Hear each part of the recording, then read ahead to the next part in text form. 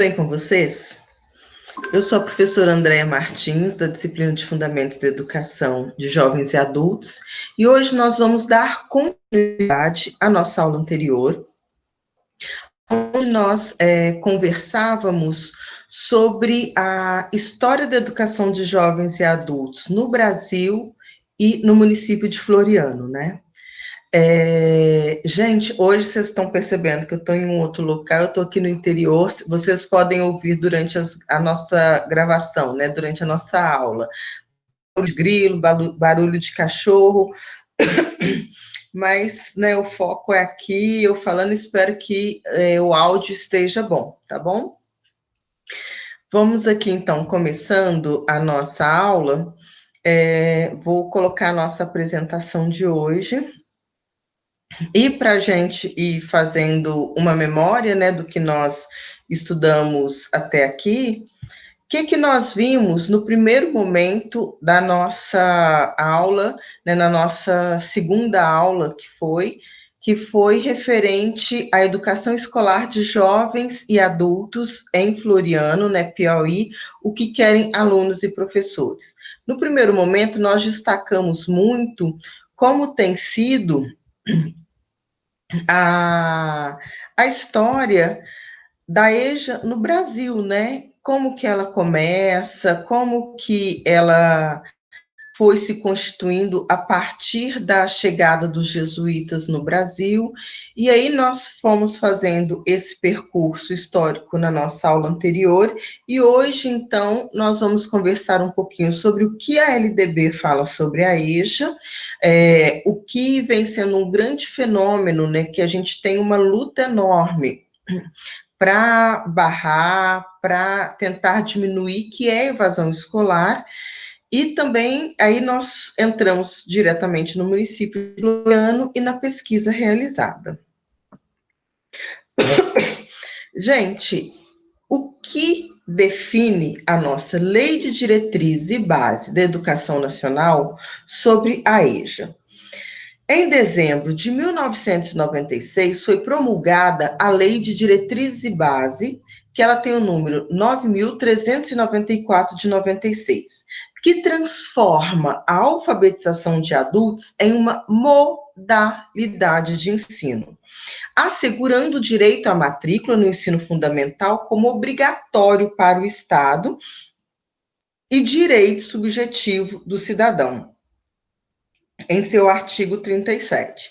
Vocês devem lembrar, quando vocês estudaram as disciplinas voltadas às políticas educacionais, aonde a professora ensinou o que caracteriza, o que é um direito público subjetivo. O direito público subjetivo, ele está presente na nossa Constituição Federal de 1988 e é reafirmado na Lei de Diretrizes e Bases da Educação Básica de 96, que é o direito de toda pessoa, em qualquer hora, em qualquer momento, acionar as escolas para se matricular no ensino fundamental.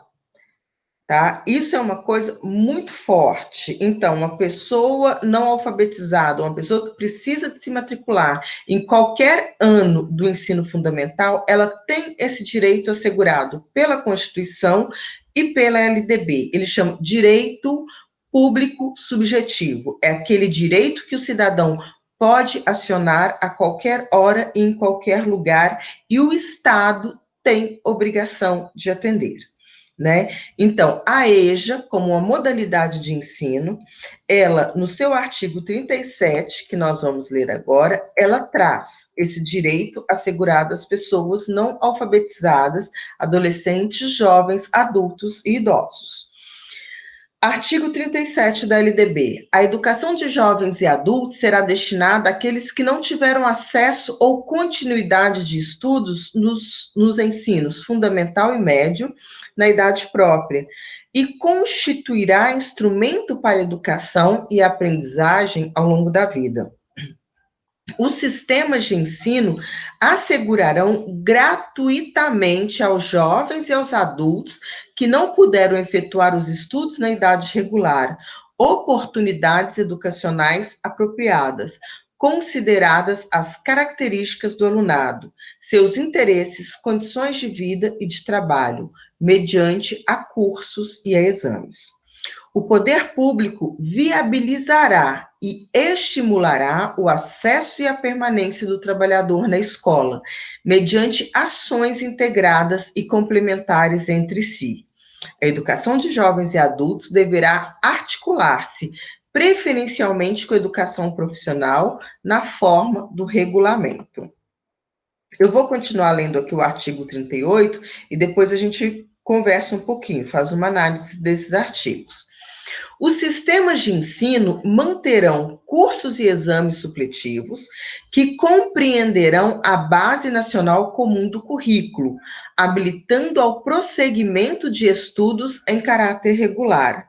Os exames a que se refere este artigo realizar-se-ão no nível de conclusão do ensino fundamental para os maiores de 15 anos, no nível de conclusão do ensino médio para os maiores de 18 anos. Os conhecimentos e habilidades adquiridos pelos educandos por meios informais serão aferidos e reconhecidos mediante a exames. Gente, agora então vamos voltar aqui no artigo 37 da LDB, aonde este artigo assegura o acesso das pessoas, adolescentes, jovens, adultas e idosas, à educação básica, ao ensino fundamental e ao ensino médio. E o que é importante a gente destacar aqui, né? Em primeiro ponto, é a EJA como modalidade de ensino. O que caracteriza uma modalidade? É uma especificidade. É algo que traz um conhecimento específico para ministrar aula neste segmento. Então, por isso que nos cursos de pedagogia vocês têm disciplinas referentes à educação de jovens e adultos. Porque se você tem a modalidade de educação especial, que é uma modalidade, como ensino profissionalizante, que é uma modalidade, como educação à distância, que é uma modalidade, todas essas modalidades de ensino trazem especificidades. Especificidades estas que o professor precisa de ter formação adequada para trabalhar, né? Esse é um ponto muito importante na LDB, assegurar a EJA enquanto modalidade de ensino. Uma outra questão que é importante é o que vai falar, é o que vai ser afirmado quando se diz e que este ensino na EJA deverá ser articulado ao ensino profissional. Por quê? Esse adolescente, esse jovem, esse adulto ou esse idoso, quando procura a EJA, grande parte destas pessoas, o que elas querem? Uma formação para o trabalho. Mas eu voltei um pouquinho antes ao artigo 21 da LDB, da Lei de Diretriz e Base da Educação Básica. E o que esse artigo nos apresenta? Ele nos apresenta como se compõe a educação escolar brasileira, nos mostrando que, e eu sempre faço questão de voltar um pouco nisso, eu sei que vocês já sabem, mas é importante reafirmar o que caracteriza a educação básica no Brasil, né? Vamos pensar primeiro o que caracteriza a educação. A educação se estrutura em educação básica e ensino superior no nosso país. A educação básica ela é formada pela educação infantil, o ensino fundamental e o médio, e nós temos, então, a educação o quê? A educação superior. A educação superior, ela tem, né, uma demarcação, que nós temos os cursos de bacharelado, de licenciatura. Então, a gente fala assim, né, os cursos de graduação, que são divididos em bacharelados e licenciatura. A licenciatura são os cursos referentes à formação de professores, né? Então, se você pensa administração, direito, medicina, são cursos de quê? De bacharelado. Se você pensa biologia, biologia vai ter tanto bacharelado quanto a licenciatura. Né? Se você pensa filosofia, química, língua portuguesa, aí vocês vão ter as disciplinas dentro desses cursos que formam o professor. né? Então, vários cursos destes, até hoje você tem biologia para bacharelado, biologia para como licenciatura. Bacharelado, a pessoa vai ser pesquisadora e etc. E quem faz a licenciatura é para ser professor ou professora, né? E aí no ensino superior, vocês têm também, né? Quando você pensa as pós-graduações, então você faz uma graduação, depois da graduação você tem que chamar de pós-graduação. No Brasil, a pós-graduação ela é dividida em lato sensu e stricto sensu. As pós-graduações lato sensu é o que vocês conhecem como especializações, né? Elas são cursos de aí, depende, de um ano e meio, que te especializa dentro da arena educacional. Aí você tem o stricto sensu, que é o mestrado e o doutorado, né? O mestrado, ele forma um pesquisador dentro da área, e o doutorado, que forma um doutor, que é uma pessoa que defende uma tese com uma ideia inovadora que ainda não foi discutida. Mas, teoricamente, é isso, né? Então, aqui é como que se compõe a educação brasileira, que é em educação básica e ensino superior. A EJA entra dentro do ensino fundamental e do ensino médio. Nós não temos, antes que eu conheça, um ensino superior para a EJA. Não, o ensino superior é no sentido maior, né? Não tem essa modalidade de ensino dentro do ensino superior. Ela tem no ensino fundamental e no ensino médio. Claro que no ensino superior nós temos muitos alunos oriundos da EJA e que devem ser olhados, devem ter uma forma de ensinar que alcance o seu entendimento, mas não existe essa modalidade de ensino dentro do ensino superior. Aí, né, o tempo todo eu falo em modalidades de ensino. Eu já até falei anteriormente um pouco, né? Quais são as modalidades de ensino que nós temos hoje, segundo a Lei de Diretrizes e Bases da Educação Básica? Nós temos educação especial, o ensino profissional e tecnológico, educação de jovens e adultos, ou para jovens e adultos, educação indígena e educação à distância. Como já falei anteriormente, o que caracteriza uma modalidade de ensino é um conhecimento, é uma formação específica para você dar aula para esse grupo de pessoas. Como vimos por meio do histórico realizado até aqui, as pessoas analfabetas, adolescentes, jovens, adultas e idosas, sempre carregaram vários estereótipos impostos pela sociedade e muitas vezes reafirmados por intelectuais e pelas políticas públicas. A EJA é uma modalidade de ensino garantida por lei que objetiva uma educação pública, gratuita e de qualidade para todas as pessoas que não tiveram acesso à escola na idade regular. Os alunos da EJA, em seu processo de escolarização, vivenciaram recorrentes fracassos escolares. Devido a isso, possuem, em alguns casos, baixa autoestima e, por isso, precisam, em vários momentos, serem motivados. O professor precisa estar atento às metodologias de ensino que usará em sala de aula, trabalhando, valorizando os conhecimentos destes alunos. Essa é uma questão crucial. Você imagina ficar o dia inteiro trabalhando, né? Eu sei que muitas e muitos de vocês que fazem o curso de pedagogia no campus Amilcar Ferreira Sobral, né, em ano, vocês também trabalham, vocês também têm as atividades de casa, atividades domésticas. Estudar torna-se um grande desafio. E isso acontece também com os alunos da EJA, da Educação de Jovens e Adultos, que esses alunos, eles vêm de um recorrente fracasso escolar. Eles buscam as escolas, eles se matriculam na escola e muitas vezes eles possuem dificuldades de dar continuidade para os seus estudos. Tem um livro de um autor que chama Carlos Rodrigues Brandão, e que ele traz um diálogo com um produtor rural, né, de um pequeno produtor rural, de um sitiante, no sul de Minas, que chama Cisso, Antônio Cisso.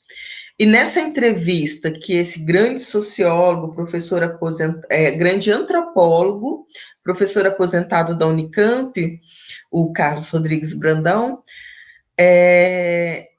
nessa entrevista tem um momento que o Cisso fala: mãos que foram feitas para o cabo da enxada, acha caneta pesada demais.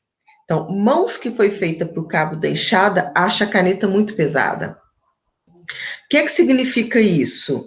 Gente, pegar em uma caneta requer uma habilidade, né, de pinça, uma habilidade de você pegar com leveza, de você levar uma caneta, de você levar um lápis, que não adianta colocar muita força que a mão vai doer, né? E você imagina uma mão toda calejada, né? Que habilidade de pinça essa mão tem nesse processo de aprendizagem, né? De pegar em um lápis, de escrever em uma linha dentro de um caderno, assim, requer várias habilidades que muitas vezes a gente não para pensar nelas, né? E aí tem outras questões também.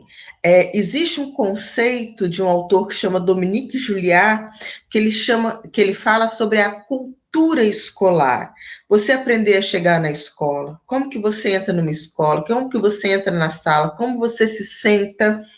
Muitas vezes vocês falam comigo que tomaram um grande choque quando entraram no ensino superior. Por quê? Professora, eu posso ir no banheiro? Se você vira para uma professora dentro da Universidade Federal do Piauí, professora, posso ir no banheiro? A professora vai ficar olhando meio assim, os colegas também, porque é uma outra forma de se comportar. A universidade tem uma outra forma, tem uma outra cultura escolar que é diferente da educação básica, mas que vocês que frequentaram educação infantil, ensino fundamental, ensino médio, foram se apropriando dessa cultura escolar, né? E muitas vezes, para o adulto que chega na escola, ele tem dificuldade de se apropriar desses comportamentos. Que hora eu falo, que hora que eu não falo, que hora eu como, que hora eu não como que eu pego o caderno, como que eu pego um livro, como que eu posso falar com a professora, né? Então, muitas vezes, isso leva à evasão escolar. Na educação de adultos, os motivos que levam à evasão são muito diversificados. Alunos que não conseguem frequentar a sala de aula devido às atividades profissionais, os horários de aula são incompatíveis com os cuidados com a casa, os filhos e o trabalho, a falta de professores, falta de materiais didáticos apropriados. Todas essas questões levam a constantes evasões, que podem ser por um determinado tempo ou também podem ser o quê? Definitivas. Conversando com vocês esses dias, né, no nosso fórum, muitas vezes vocês me mandam mensagem pelo WhatsApp, tudo. Né, a gente está nesse momento de ensino remoto, então a gente está usando várias plataformas de mídias tecnológicas, né, várias tecnologias, várias mídias, e aí vocês falam assim: professora, a senhora sabe, né, dona de casa, a gente tem que cuidar da casa, a gente tem que cuidar dos filhos, e a gente tem que fazer o nosso trabalho, e aí a gente tem que estudar, tem que assistir suas videoaulas, tem que fazer os fóruns, tem que fazer as atividades. É difícil, e é difícil mesmo, né? E aí vocês imaginam que o nosso aluno da EJA também encontra essas dificuldades. Para se entender o processo de evasão na EJA, é necessário analisarmos sobre diferentes instâncias. Na instância político-social, porque falta responsabilidade política de ações que priorizem o ensino de qualidade na modalidade de educação de adultos. Temos também educação popular e letramentos a instâncias motivacional e pedagógica. Percebe-se uma falta de propostas pedagógicas adequadas ao público adulto. E temos a terceira instância, voltada para a problemática da formação de professores. Aqui, então, né, a gente volta a essa questão: por quê? Qual que é a necessidade de termos uma disciplina no curso de Pedagogia de Fundamentos da Educação de Jovens e Adultos? Disciplina essa que deveria se fazer presente em todos os cursos de licenciatura, pensando que do sexto ano em diante os alunos lidam, né, têm aulas com professores específicos por disciplina. Então, de pensar como esse aluno aprende é fundamental. Combater a evasão é fundamental para efetivarmos o direito à educação. É preciso ter vontade política para a formação de professores, mobilizar adequadamente a escola, mas aqui está certo, é mobiliar adequadamente a escola. Gente, você chega na escola e aí de manhã, de tarde, essa sala de aula é de educação de infantil, e aí os adultos se encontram como? Sentando em uma mesinha baixinha, em uma cadeira que não cabe o corpo dele, que não dá para esticar as pernas. Então, né, voltando, é preciso ter vontade política para a formação de professores, é preciso pensar em mobiliar adequadamente a escola, respeitando os alunos e não os infantilizando, utilizar variadas linguagens e motivar os alunos à necessidade do conhecimento escolar. Essas questões nos ajudam muito a diminuir a evasão escolar na EJA. Gente, eu venho nos últimos 3 anos pesquisando a EJA do município de Floriano. E nas escolas do campo, nós encontramos uma evasão escolar que muitas vezes chega a 80%. Então, vocês imaginam, do grupo de pessoas que fazem matrícula no início do ano, 80% evadem. Né? Então, são questões que a gente precisa de parar, pensar, analisar, para sermos propositivos no sentido de fazermos propostas e termos atuações mais efetivas para diminuir essa evasão escolar. A Rede Municipal de Ensino e o Atendimento à Educação de Jovens e Adultos em Floriano, Piauí. Segundo os dados do IBGE, em 2017, haviam 8.051 alunos matriculados no ensino fundamental e 3.169 matrículas no ensino médio na cidade de Floriano. A média do Índice de Desenvolvimento da Educação Básica, o famoso IDEB, dos alunos dos anos iniciais na rede pública da cidade foi de 5,3, e dos alunos dos anos finais, 4,8. Na comparação com cidades do mesmo estado, as notas dos alunos dos anos iniciais colocam este município na 16ª posição, lembrando, né, que Floriano, que o Piauí tem 224 cidades. Então, dentro disso, Floriano está na 16ª colocação, que é uma boa colocação, pensando no restante do estado do Piauí, que tem 224 cidades que compõem o estado. E os alunos dos anos finais na 9ª posição do Piauí. Então, que também é uma boa posição se tratando de IDEB, dentro do estado do Piauí, claro. Como nós falamos no início, no ano que nós fizemos a pesquisa, que foi o primeiro semestre de 2018, né, agora a gente está no ano de 2020, e essa realidade mudou bastante. Eu falo que mudou bastante, não a realidade da evasão na EJA, da necessidade de formação de professores, não essas coisas. O que mudou foram os números de escolas atendidas pela rede municipal, tá? Nessa época, a gente tinha, em 2018, 4 escolas na zona urbana e 14 escolas na zona rural, que são chamadas de escola do campo.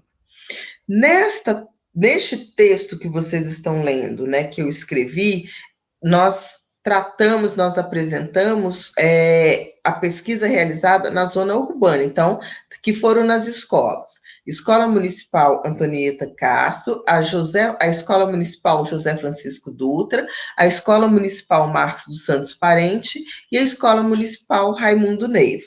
Então, agora nós vamos apresentar para vocês um pouco do que os professores e os alunos apresentaram como necessidades. Então, vamos lá com algumas análises. Ao realizarmos a pesquisa, nos deparamos com uma realidade de trabalho muito precária, em que foram destacados os seguintes pontos pelos professores. Na Escola Municipal Antonieta Castro, foi pontuado pela professora que suas maiores dificuldades estão relacionadas à metodologia de trabalho com adultos, à variação de idades e dos níveis de aprendizagem dos alunos, falta de livros e recursos didáticos, como impressões e cartolinas. Não foi possível conversar com os professores durante o período na escola Francisco Dutra. Por uma docente da Escola Municipal Marcos Parente, ela apontou que sua maior dificuldade era alfabetizar, devido à grande variação dos níveis de alfabetização na mesma sala. O professor que conversamos na Escola Municipal Raimundo Neiva afirmou que sua maior dificuldade para alfabetizar adultos é a leitura e o material didático. O que acontece aqui, gente? Os nossos alunos das escolas municipais de Floriano, no sentido geral, as salas são multisseriadas. Isso representa um grande desafio para o professor e para a professora. Porque você pensa que você tem aluno entrando para começar o início do processo de alfabetização, vocês têm alunos, então vamos pensar, né? Vamos lembrar lá das etapas da alfabetização segundo Emília Ferreira. Você tem o aluno que ele é silábico alfabético, lembram disso? Então, você tem vários níveis, tem um aluno que ele vai estar começando a reconhecer letras e números. Então, você tem toda essa variação em uma sala de aula. E o professor, muitas vezes, então, a professora, muitas vezes, não consegue acompanhar cada aluno dentro da sua necessidade por ter uma turma tão heterogênea. Então, no sentido geral, os professores apontaram que essa era uma grande dificuldade, né? Outra dificuldade apontada que os professores destacaram foi a falta de material didático, né? Que realmente é necessário, não que a gente segue o material didático como segue, entre aspas, uma Bíblia, mas, né, o material didático, ele ajuda, ele auxilia na organização do processo de ensino do professor e da professora. Outra questão, em nossas conversas com os estudantes da Escola Municipal Antonieta Castro, eles nos informaram que a maior dificuldade era na leitura e escrita da língua portuguesa. Quando perguntamos a respeito de suas dificuldades de aprendizagem, do que eles esperavam da escola, eles disseram que necessitavam de aulas diferentes, aulas mais dinâmicas.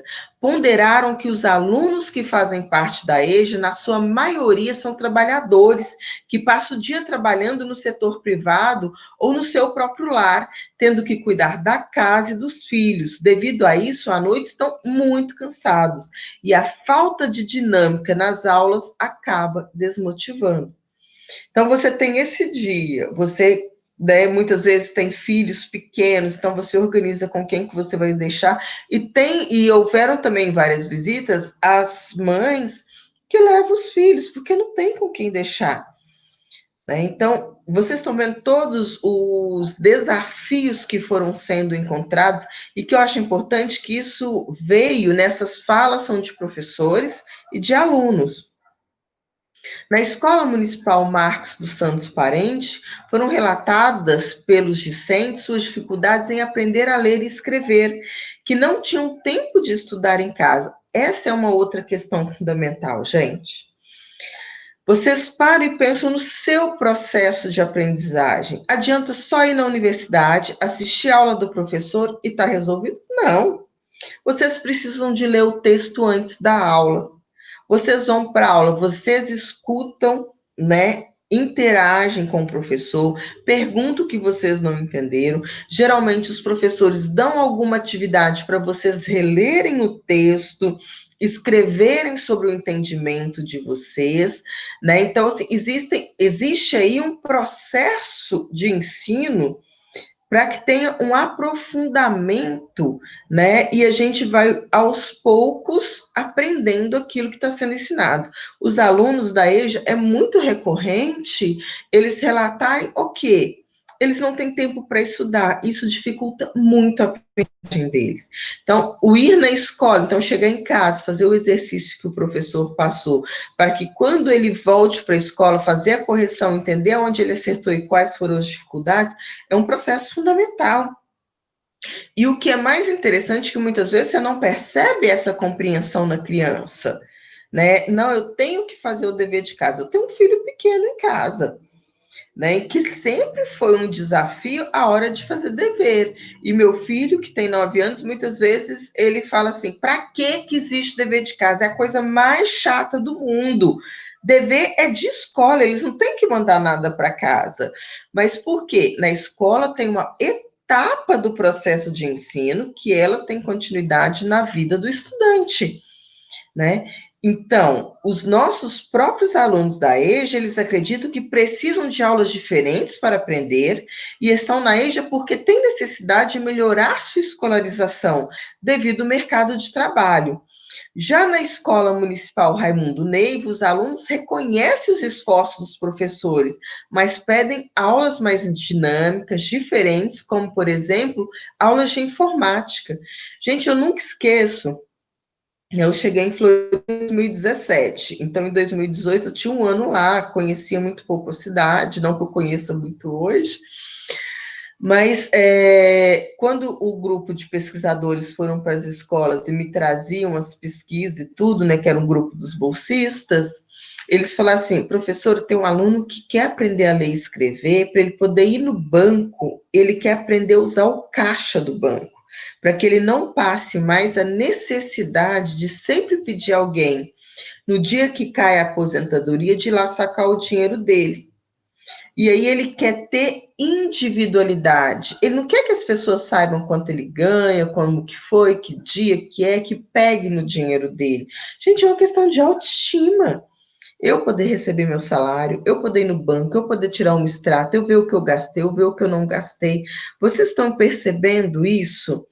Que muitas vezes eu já tive casos como professora agora de EJA. Eu sempre lembro disso porque foi em uma das primeiras turmas, quando eu morava em Belo Horizonte, ainda estava terminando o curso de pedagogia, e uma aluna falou: eu quero aprender a ler e escrever para ler a Bíblia. Vocês estão vendo? Outra, eu nunca esqueço, eu quero aprender a ler e escrever para poder ler o resumo da novela no jornal. Então a gente vai percebendo que cada uma procura a EJA por uma necessidade específica. E aí, como a gente está em um mundo que tem WhatsApp, que tem computador, que tem tudo, é caixa de banco, os alunos eles querem ter aula de informática para aprender a usar esses recursos. E vocês já perceberam que às vezes a gente não tem alguns cuidados, por exemplo, de mandar uma coisa escrita no WhatsApp de uma pessoa que não sabe ler e escrever. Então a pessoa manda um áudio, né? Que tem essas questões. Então, muitas vezes, para se inserir de uma forma mais efetiva na sociedade, as pessoas procuram a EJA buscando coisas diversas, né? Por isso eles então, esses alunos, essas alunas pedem aulas diversificadas. No período das visitas, podemos entender muito sobre os alunos e professores. Tivemos a oportunidade de conversar com a equipe técnica e os gestores. Foram nos apresentando problemáticas das escolas, como os materiais didáticos que os professores não consideravam adequados aos alunos, as salas de aula com espaços muitas vezes desadequados aos alunos adultos, com carteiras muito pequenas, e o ambiente alfabetizador da sala totalmente infantilizado. Um outro problema, gente, é a luz. muitos alunos reclamam da luz da sala de aula, porque a luz é ruim, a luz é baixa e eles não conseguem enxergar o caderno. Vocês estão percebendo, então, assim, que tem questões que muitas vezes a gente não se atenta nesse processo. Então, os próprios alunos, professores, discutindo essas questões. Os alunos demonstram dificuldades, né, demonstravam dificuldade de aprendizagem, falavam sobre o cansaço do dia inteiro de trabalho, mas possuem vontade de aprender e entendem que a escola é muito importante para que eles tenham uma melhor inserção no mundo do trabalho. Mesmo vendo as dificuldades dos professores e sentindo falta de metodologias mais adequadas ao universo adulto, eles reconhecem os esforços dos docentes e elogiam o seu trabalho. Porque, gente, o que os professores colocam o tempo todo? Não ter formação adequada para dar aula para adulto. E precisa, por isso que se caracteriza como uma modalidade de ensino. Nós estamos hoje no Brasil, né, de 2020, vivendo um momento muito particular, que é o momento da pandemia. E nós estamos, eu estou falando nós como professores e vocês também como alunos, tendo que nos adequar a uma nova realidade, que são as aulas remotas. Então, muitas vezes, eu não sabia gravar aula, eu não sabia editar, eu não sabia subir para o YouTube. E o que aconteceu? Nesse momento, a gente teve que vir de aprender, porque nós somos professores e professoras, professor do tempo presente, professor que se preocupa com a didática, com o ensino, e que hoje precisam de ser mediadas pelas virtualidades. E aí você pensa, e como que tem sido esse desafio para os professores, no sentido geral, no Brasil? Entendeu? A gente está aprendendo, vocês estão aprendendo a ter aula utilizando as mídias e as tecnologias. E aí, né, eu volto, no caso da EJA, os professores falam, a gente não tem conhecimento necessário para lidar com um aluno, a gente dá aula de dia na grande parte para criança, lidar com criança é uma coisa, lidar com adulto é outra, e é isso mesmo. Mais para frente a gente vai estudar sobre a psicologia dos adultos, né, e que a gente precisa de entender que não é porque adulto é tudo igual, como que também quando é criança não é tudo igual, né, e que os adultos, eles trazem um conhecimento de casa, e que esses conhecimentos precisam de ser validados pela escola, né? Então, todas essas questões foram colocadas na nossa pesquisa. Os ambientes das escolas são alegres, e as relações boas, no geral, dentro dessas 4 escolas visitadas da zona urbana de Floriano. As turmas multisseriadas trazem grandes dificuldades para os professores. Percebemos também que muitos alunos de inclusão nas salas de aula de EJA. Para elaborarmos o curso de formação de professores, que foi, né, nosso objetivo desde o início, entendemos que temos grandes desafios e o desenvolvimento de metodologias para melhorar os ensinos, melhorar o ensino nas escolas de salas de aulas multisseriadas, será talvez o maior deles, porque muitas vezes tem na mesma sala de aula alunos do primeiro e segundo segmento do ensino fundamental. E eu volto, né? Isso é importante. Vocês viram desde a primeira parte desse vídeo que quando eu comecei a aula, o que eu falei? Eu falei, vamos prestar atenção na escrita desse texto, nessa escrita acadêmica, onde eu mostrei para vocês qual que foi o objetivo, lembram-se disso? Agora eu estou fechando o texto com vocês e eu volto exatamente nesses objetivos para ver se os objetivos do texto, né, foram alcançados. As questões que nortearam nossa pesquisa foram a busca de entendimento do cotidiano das escolas de EJA de Floriano. E percebemos no interior da escola uma enorme ausência do poder público. Gente, não basta abrir uma sala de aula, não basta fazer um concurso, colocar os professores, abrir a matrícula e colocar os alunos. Você precisa de estrutura. Você precisa de formação continuada para esses professores. Você precisa de material didático para esses alunos. Você precisa de ter banheiro, você precisa de ter água dentro da escola. parece que eu estou falando o óbvio, o básico, mas em grande parte das escolas nós não encontramos. Você precisa de ter uma alimentação, porque esse aluno fica com fome.